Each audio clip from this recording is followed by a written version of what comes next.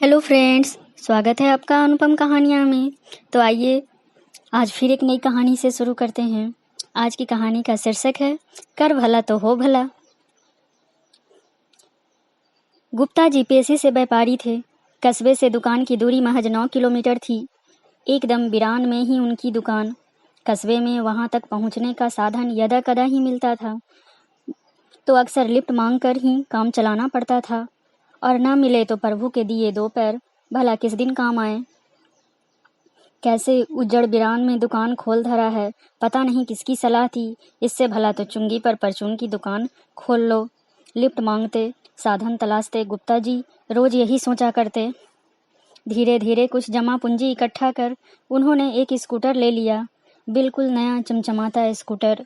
Scooter लेने के साथ ही उन्होंने एक प्रण लिया कि वो कभी किसी को लिफ्ट के लिए मना ना करेंगे।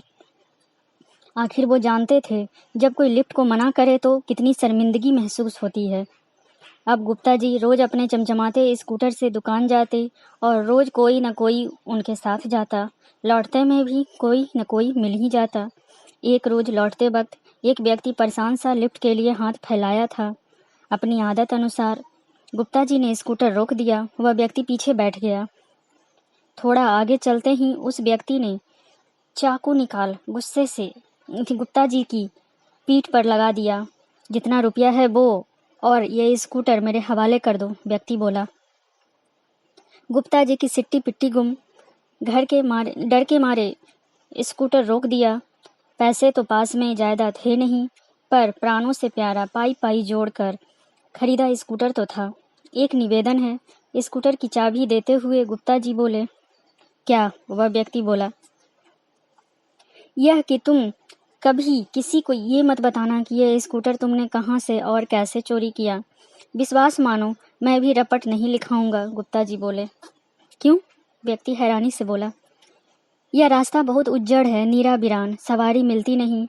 उस पर ऐसे हादसे सुन आदमी लिफ्ट देना भी छोड़ देंगे, गुप्ता जी बोले।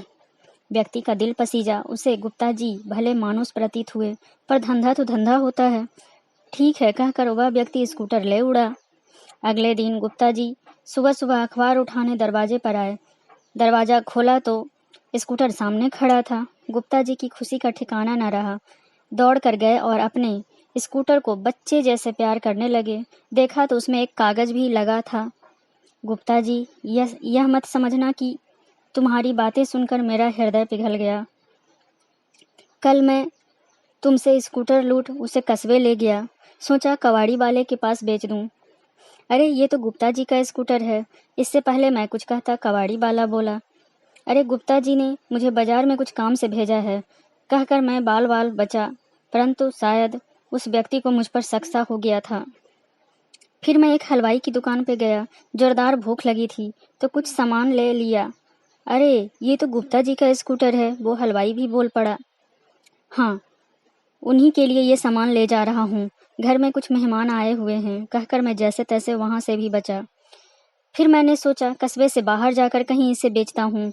शहर के नाके पर एक पुलिस वाले ने मुझे पकड़ लिया। कहाँ जा रहे हो? और ये गुप्ता जी का स्कूटर तुम्हारे पास कैसे? वह मुझ पर गुर्राया। किसी तरह उससे भी बहाना बनाया। हे गुप्ता जी, तुम्हारा यह स्कूटर है या अमिताभ बच्चन? सब इसे पहचानते हैं। आपकी अमानत मैं आपके हवाले कर रहा हूँ।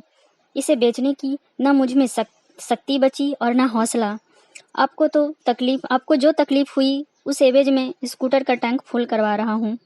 पत्र पढ़कर गुप्ता जी मुस्कुराए और बोले, कर भला तो हो भला।